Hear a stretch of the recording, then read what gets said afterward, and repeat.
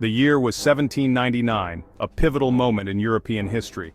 Europe was a powder keg of revolution and unrest, with political and social upheaval shaking the very foundations of the continent.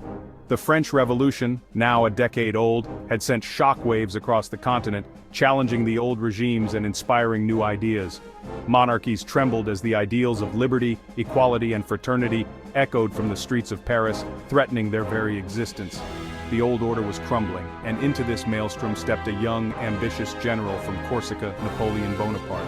His rise was meteoric, fueled by his military genius and unyielding ambition. Europe, accustomed to the stately pace of traditional warfare, would soon learn a new rhythm, the relentless tempo of Napoleon's ambition and innovative military strategies. This was a continent ripe for conquest, with nations weakened by internal strife and external threats. The once mighty Habsburg Empire, sprawling and inefficient, struggled to maintain its grip on its vast territories, facing challenges from within and without. Prussia, a rising power, watched with a mix of apprehension and opportunity, ready to seize any advantage that might come its way. And Great Britain, ever wary of a dominant power on the continent, prepared to defend its interests with its formidable navy and the economic might of its empire. The British were determined to maintain their influence and prevent any single power from becoming too dominant. The stage was set for a clash of ideologies and ambitions, with Napoleon at the center of the storm. His vision for a unified Europe under French control would lead to years of conflict, reshaping the continent in ways that would be felt for generations to come. Born Napoleon Bonaparte on the island of Corsica in 1769, Napoleon's early life was shaped by the unique culture and rugged landscape of his homeland. Corsica, having recently been transferred from Genoese to French control, was a land of fierce independence and strong local traditions. Napoleon's destiny seemed far removed from the battlefields of Europe. As a young boy, he was sent to mainland France to receive an education, a journey that would set him on a path to greatness. His family, of minor nobility, could not have predicted the meteoric rise of their son.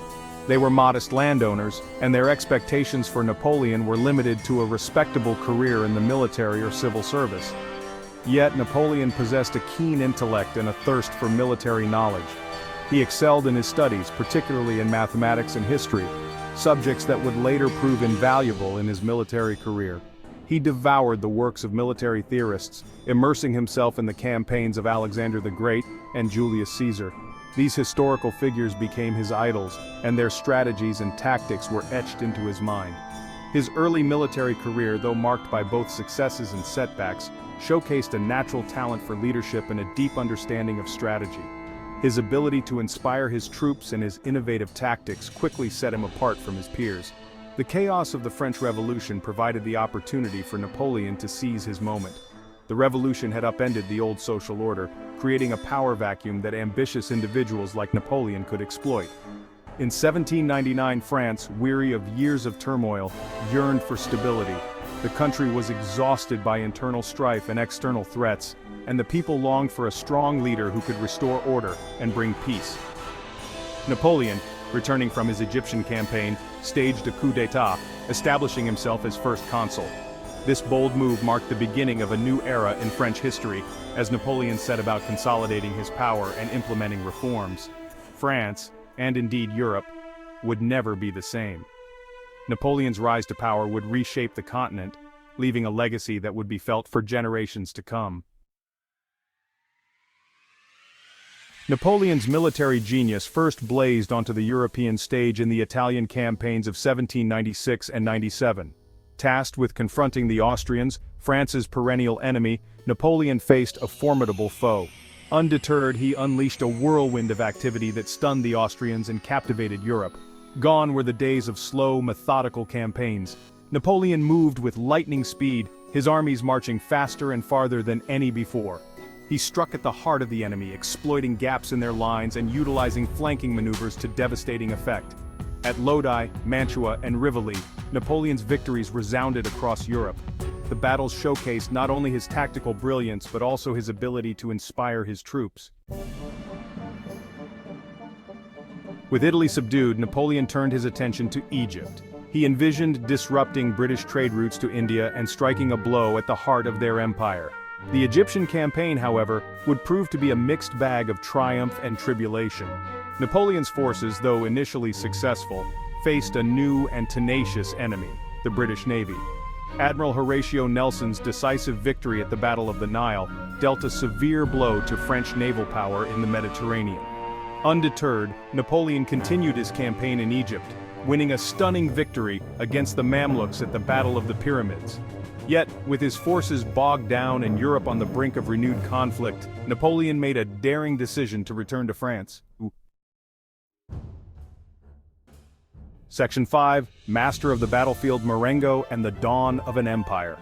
Napoleon's return to France in 1799 came at a critical juncture. The Second Coalition, composed of Austria, Britain, Russia, and the Ottoman Empire, threatened to undo the gains of the revolution. Napoleon, now First Consul, assumed command of the Army of the Reserve and prepared to confront the Austrians in Italy.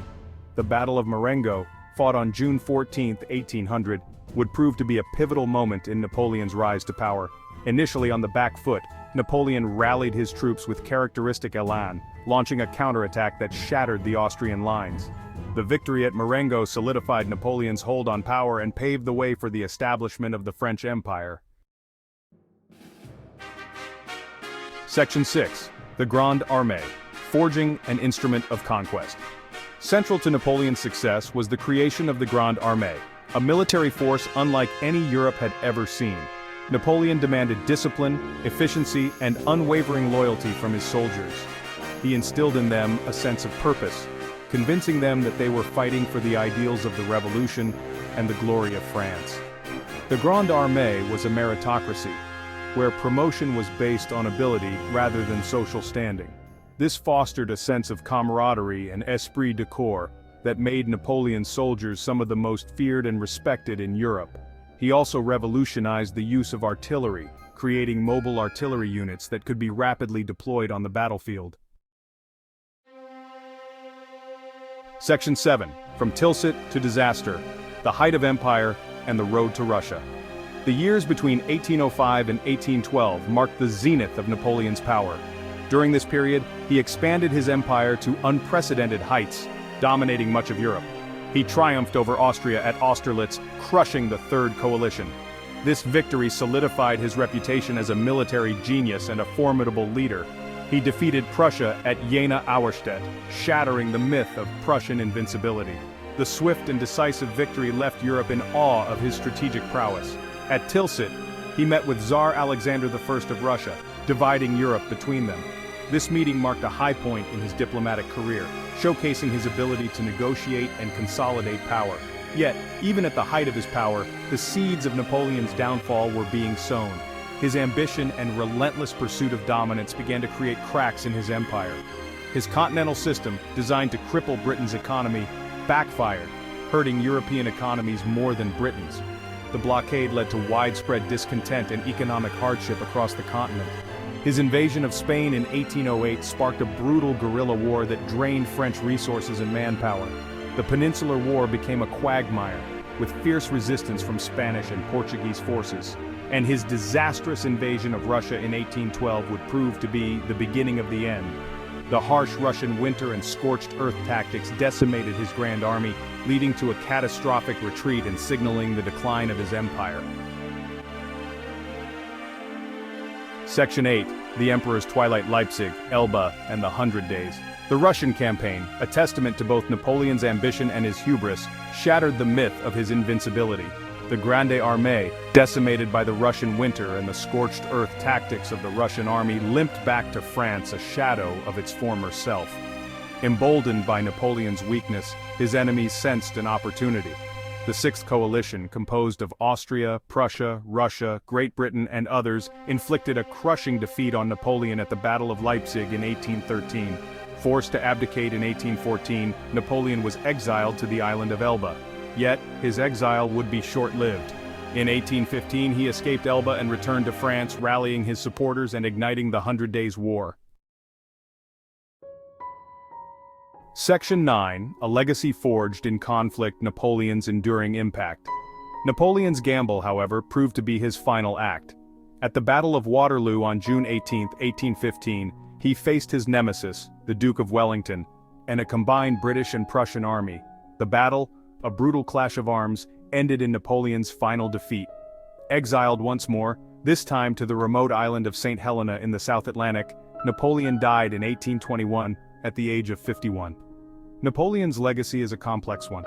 He was a brilliant military commander, a shrewd administrator, and a charismatic leader who inspired millions. Yet he was also a ruthless conqueror, responsible for countless deaths and immense suffering.